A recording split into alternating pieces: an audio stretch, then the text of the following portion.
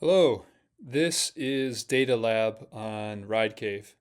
So when you sign into RideCave, just in the extra section below Atlas AI Coach is Data Lab. And in Data Lab, you can create reports and you can choose custom date ranges for data that is in RideCave. You can also upload activities or import a CSV of activities. And when you import a set of fit files, it'll generate an instant report on those activities. Here, this was a set of 18 different rides, and you get all of the hero metrics here at the top, from the time spent riding to training load and total energy to fitness, fatigue, and form. Everything has information on it and has additional info modals. Going down the report here, you get a summary of stats from training load and intensity to distance climbing and even CO2 offset. If you had different ride types like virtual rides, e-routes, workouts, and workouts of different varieties, those would show up here. The power profile assesses your general overall power profile with grading based on a demographic of your sex and age. And anywhere that we can, we cite the sources of these data. So here you can see this particular data set has these grades for these different power profiles. We have energy system assessment across all of the activities or report time frames. Things like time in aerobic or glycolytic energy zones and things like time below threshold. The more data you put at it, the more data would show up in the report. This data set that I'm using happens to have very little data in it for energy systems. There's things like power curve, which is pretty common in a lot of different platforms, but you'll also get a rider type uh, uh, typographic radar chart. You can see this data over watts versus watt per kg, depending on how you want to view it.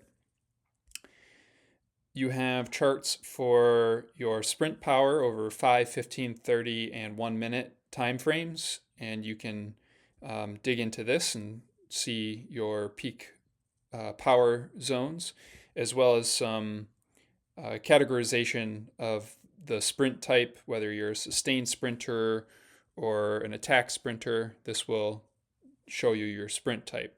You can also see your best power for these particular time frames as well here.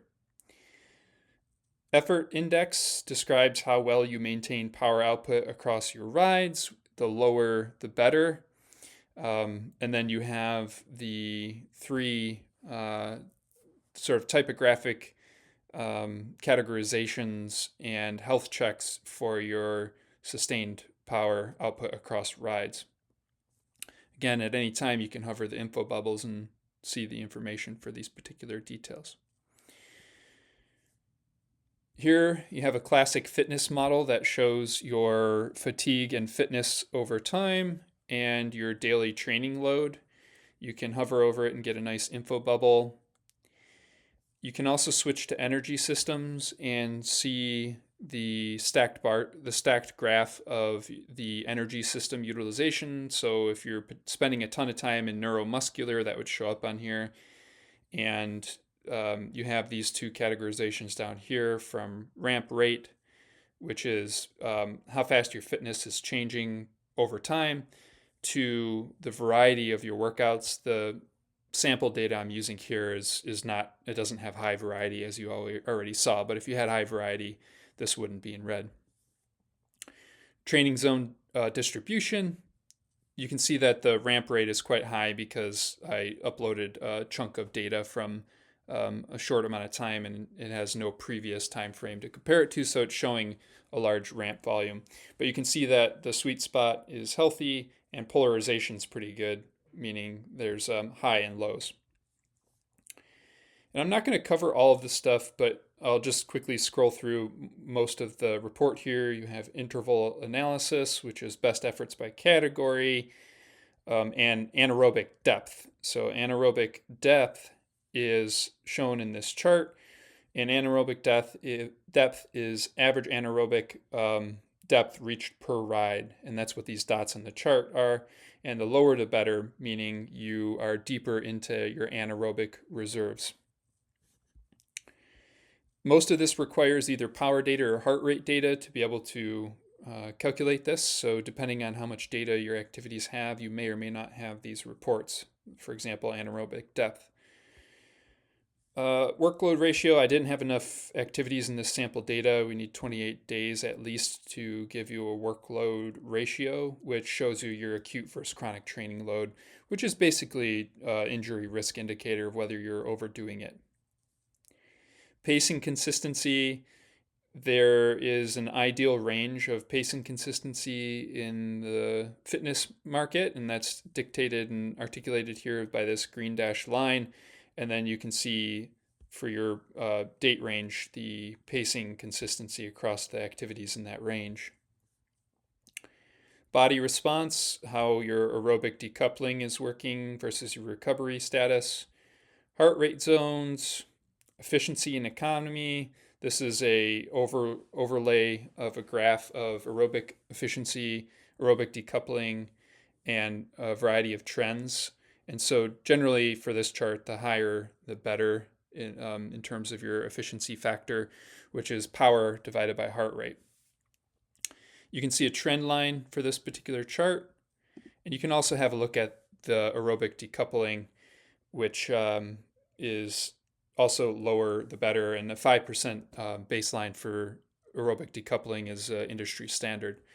And by the way, for any of these, you can expand them and see the full screen.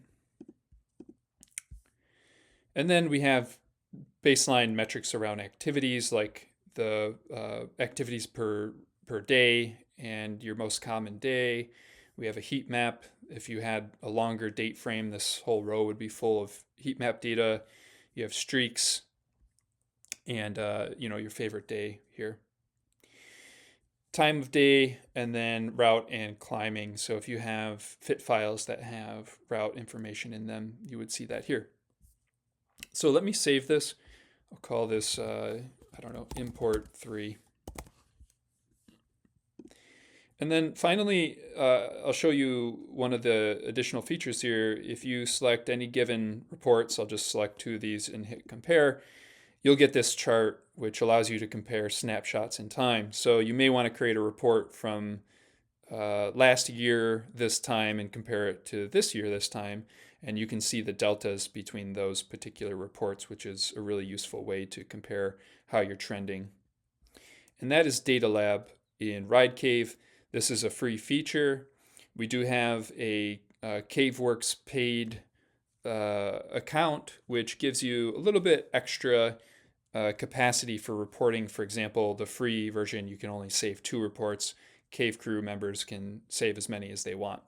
Oh, and then if you're in here, you can click the About Our Data Analysis and see this modal, and you'll see all of the data analysis we do and what they mean and how they're calculated. Thanks. That's Data Lab.